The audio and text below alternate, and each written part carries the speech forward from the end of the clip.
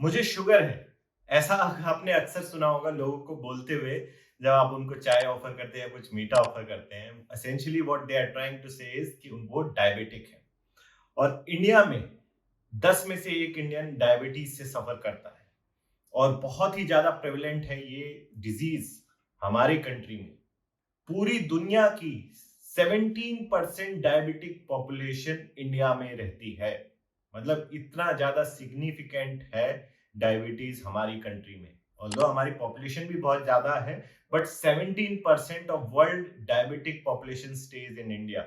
So that is big statement in itself. और ये disease बहुत ही ज्यादा कॉस्ट इनकर करता है यहाँ की पॉपुलेशन पे, गवर्नमेंट पे एंड अदरवाइज। तो आज इसी के बारे में बात करेंगे कि ये डायबिटीज की प्रॉब्लम कितनी प्रेवलेंट है और क्या इसके बारे में सरकार कर रही है, क्या प्राइवेट सेक्टर कर रहा है और क्या इस प्रॉब्लम से हमें इजाद मिल सकता है। Let's find out in this latest episode of the captains podcast. My name is captain Shashank and if you have not subscribed to the channel, kindly subscribe because we bring out such videos every week. So let's find out how we are tackling this diabetes menace.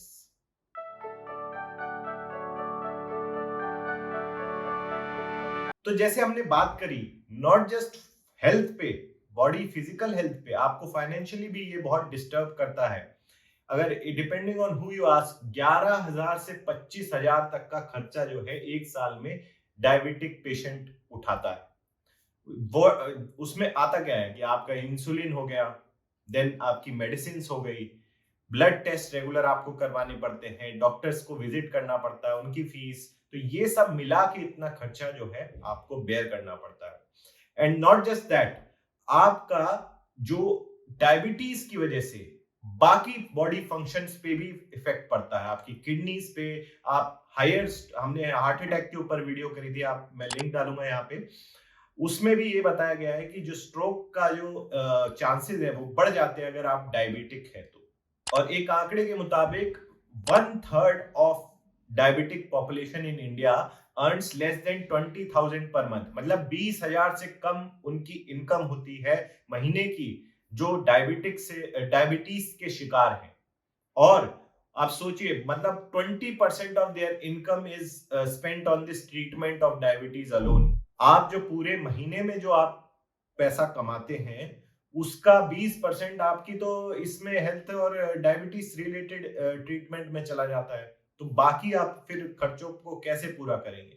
तो बहुत ही ज्यादा, specially in people who are earning less than 20,000 per month, उनके लिए बहुत significant खर्चा हो जाता है ये डायबिटीज से रिलेटेड। और इसके लिए फिर गवर्नमेंट क्या कर रही है? गवर्नमेंट अपनी तरफ से कोशिश करती है, आप जाके सरकारी अस्पताल से डायबिटीज की दवाई ले सकते हैं, but most of the time वो आउट ऑफ स्टॉक रहती हैं, या फिर आपको टाइम से नहीं मिलेंगी, या आपको जो ये भी खबरें आई हैं कि जो फ्री इंसुलिन जो सरकारी अस्पताल की है वो बाहर बेची जा रही है महंगे दामों पे।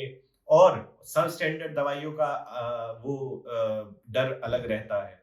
इंडिया में 70% of health care cost is born by the individual.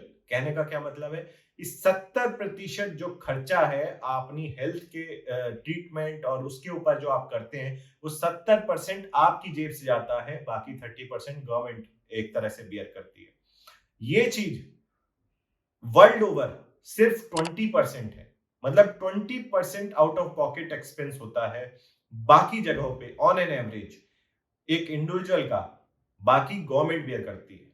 लेकिन इंडिया में 70% है। मतलब कितनी दुर्दशा है हमारी कंट्री में हेल्थ को लेके। अगर हम नहीं एलोकेट करते सही बजट अपने हेल्थ केयर के लिए, तो इस तरह की सिचुएशन हमें देखनी पड़ती है। और सिर्फ बजट की बात नहीं है, ऑन ग्राउंड प्रोसेस सिस्टम आपको मॉनिटर करने पड़ते हैं, क्योंकि अगर आप बजट भी एलोकेट कर दो और वहां पे करप्शन होगा, तो वो चीज एंड इंडिविजुअल जिसके पास वो बेनिफिट्स पहुंचने चाहिए वो नहीं पहुंच पाते। बट अब इसके लिए फिर करे क्या? करे क्या? मतलब खर्चा ज्यादा है और गवर्नमेंट भी इसमें सफल नहीं हो पा रही है। तो sometimes there is a hope at the end of the tunnel. तो क्या होता है, जो महंगी दवाइयां हैं उनके पेटेंट एक्सपायर हो जाते हैं, तो फिर उनका जेनेरिक वर्जन मार्केट में आ जाता है। अब मैं आपको इसको डिटेल में समझाता हूं। पेटेंट से क्या मतलब? जब एक फार्मा कंपनी एक रिसर्च करने के बाद, कड़ी रिसर्च का काफी सालों की रिसर्च करने के बाद, काफी खर्चा करने के बाद एक मॉलिक्यूल बनाती है अब नया, जो बहुत इफेक्टिव है एक पर्टिकुलर डिजीज के अगेंस्ट, तो वो उसका एक पेटेंट दायर करती है सरकारी ऑफिस में, जो इंडिया लेवल पे भी वर्क करता है और वर्ल्ड लेवल पे भी। तो वहां पेटेंट ऑफिस में जब आप पेटेंट दाखिल करते हैं तो आपको एक राइट मिल जाता है कुछ समय के लिए, दैट कैन बी 7, 10 और 15 years डिपेंडिंग ऑन डिफरेंट जो पॉलिसीज हैं। आपको राइट मिल जाता है कि सिर्फ आप ही उसको मार्केट में बेच सकते हैं, उस पर्टिकुलर मॉलिक्यूल को जिस तरह से वो बनाया गया है। बाकी और कोई अगर इसको कॉपी करता हुआ पाया गया तो वो इलीगल होगा और आपको फिर उसको डैमेजेस पे करने पड़ेंगे, जो इलीगल तरीके से आपका मॉलिक्यूल कॉपी किया है। But after some time, like we discussed, 7, 10, 15 साल जो भी पॉलिसी के मुताबिक, जब वो पेटेंट एक्सपायर होता है तब वो कोई भी उस मॉलिक्यूल को रिवर्स इंजीनियर करके, मतलब आप एक एंड प्रोडक्ट्स को लेके आप पता करते हैं कि इसमें क्या क्या सॉल्ट है वगैरह वगैरह, और उससे आप अपना खुद का वो बना सकते हैं, उस पे आप, that will not be any more illegal. तो जब ये पेटेंट एक्सपायर होता है तो बाकी सारी फार्मा कंपनीज जो हैं उसको कॉपी करके और जेनरिक वर्जन उसका मार्केट में उतार देती हैं। उससे क्या होता है, जो पहले आपने जब पेटेंट के दौरान उस दवाई को पर्टिकुलर कंपनी ने बेचा, वो महंगे दामों पे बेचती है बिकॉज उसको अपना कॉस्ट रिकवर करना है और अपना प्रॉफिट भी कमाना है।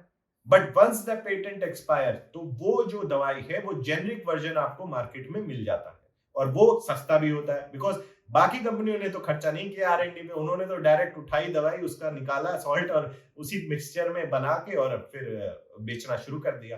तो उनके लिए तो जो आ रहा है वो प्रॉफिट ही आ रहा है। तो इस वजह से उन दवाइयों का दाम, जो जेनरिक वर्जन आते हैं मार्केट में पेटेंट एक्सपायर होने के बाद, तो उनका दाम कम हो जाता है। और इसी तरह एक दवाई का नाम है सीटाग्लिप्टिन, जो ब्रांड नेम जिसका जेनुविया है, वो एक सॉर्ट ऑफ मिरेकल ड्रग के नाम से जानी जाती थी for treatment of diabetes. Merck नाम की एक फार्मा कंपनी है, वो इस दवाई को बनाती है और उसका जो पेटेंट है वो अब एक्सपायर होने वाला है। आप सोचिए, इस पर्टिकुलर दवाई से जो मर्क कंपनी है उसने $6 बिलियन तक का रेवेन्यू कमाया है। तो अब जो है ये पेटेंट एक्सपायर होने वाला है और इंडिया में भी 10% मार्केट शेयर है ओरल डायबिटिक केयर का, जो आप दवाई मुंह से लेते हैं, इंजेस्ट करते हैं, उसमें इस पर्टिकुलर दवाई का। तो आपको ये दवाई अब कुछ ही दिनों में जेनरिक वर्जन इसका मार्केट में देखने को मिल जाएगा और वो काफी सस्ता होगा in comparison to what the Merck company was selling. तो आप एक बार को ये भी सोचेंगे कि क्यों मर्क कंपनी ही उसको सिंपैथेटिक होके लोगों के लिए दवाई थोड़ी सस्ती कर देती, तो क्या जा रहा था उसका। एक्चुअली में जा रहा था, आप खुद सोचिए, एक फार्मा कंपनी जब अपना आर-एन-डी में खर्चा करती है और मेहनत लगाती है, लोगों की कैपिटल लगाती है और कई साल लग जाते हैं एक मॉलिक्यूल को डेवलप करने में। एंड इनफैक्ट अगर मैं आपको कुछ आंकड़े बताऊं तो 10 से 15 साल लग जाते हैं एक मॉलिक्यूल को डेवलप करने में और उसमें से 95% प्रोजेक्ट जो है वो फेल हो जाते हैं। सोचिए, आप इतनी मेहनत कीजिए और आपको एंड में रिजल्ट ना मिले, और आपने कैपिटल भी लगाया, लोगों की मेहनत भी लगाई और आपको एंड में कुछ नहीं मिला, जीरो। तो इस वजह से एक सक्सेसफुल प्रोजेक्ट को करने के लिए $1 बिलियन तक का खर्चा आ जाता है। अब अगर आपके 2 से 3 प्रोडक्ट साल के नहीं निकल पा रहे हैं तो आपका ये खर्चा आपका लॉस में चला जाएगा पूरा का पूरा। तो इस वजह से जो है इन कंपनीज को ये पेटेंट की सुविधा दी गई है ताकि वो अपनी कॉस्ट भी रिकवर कर सके और ऊपर से थोड़ा प्रॉफिट भी कमा सके। तो ये बिल्कुल ही जायज तरीका है और एक्सेप्टेबल नॉर्म है इस इंडस्ट्री में, और मुझे भी पर्सनली ठीक लगता है, बिकॉज अगर आप इंसेंटिव नहीं देंगे तो इनोवेशन नहीं आएगी। अगर आप सबको बोलेंगे कि आप कॉपी कर लो और ये कल से ही, तो वो फिर क्यों लगाएंगे आगे लोग अपना पैसा और कैपिटल और मैन पावर इस रिसर्च में। तो सेम चीज हमें भी इसको समझना चाहिए। और ऑफ कोर्स आफ्टर 7-10 इयर्स जो हमने बात करी, और जैसे सीटाग्लिप्टिन का भी जो है पेटेंट एक्सपायर हो रहा है, अब सबको मार्केट में ये कम दामों में दवाई मिल जाएगी। तो जैसे ही ये पेटेंट एक्सपायर होता है आपको जो जेनोविया जो दवाई डायबिटीज के लिए ली जाती है, तो 50 से ज्यादा कंपनी फिराक में बैठी है, तुरंत इसका जेनरिक वर्जन निकालेंगे। जो दवाई आपको ₹450 पर डे के हिसाब से मिलती थी, वो आपको मात्र ₹18 में अब अवेलेबल हो जाएगी मार्केट में।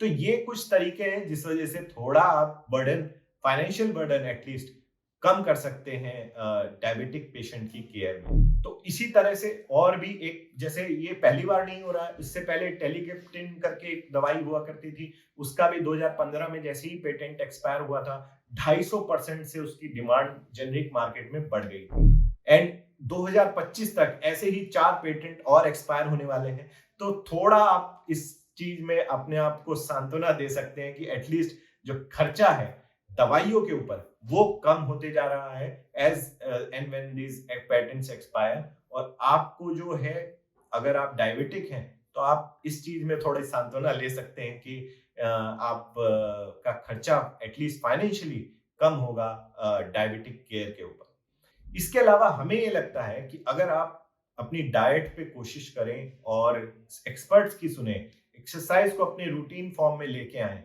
तो वो आपको बहुत ज्यादा हेल्प कर सकता है instead of going for expensive medical treatment. अगर आप जैसे बोलते हैं prevention is better than cure, अगर आप इसके ऊपर थोड़ा ध्यान दें early stages of your life and अपने बच्चों के ऊपर, अपने आने वाली जनरेशन के ऊपर, तो शायद हम इस चीज से बच सकते हैं। वरना साइंस और टेक्नोलॉजी तो प्रोग्रेस कर ही रही है and day by day cost तो डिक्रीज हो जाएगी, लेकिन जो फाइनेंशियल बर्डन के अलावा जो फिजिकल बर्डन, हेल्थ का जो बर्डन अपने शरीर को हम देते हैं, तो उससे बचने के लिए right diet, right exercise and adequate rest अगर हम ले, तो वो हमें ज्यादा हेल्पफुल रहेगा। आप क्या सोचते हैं इस बारे में? और अगर आप डायबिटिक हैं, तो आप कितना खर्चा कर देते हैं महीने में अपनी हेल्थ केयर के ऊपर? जरूर कमेंट करके बताएं। And if you like this video, like, share and subscribe to the channel. Thank you for watching. Jai Hind.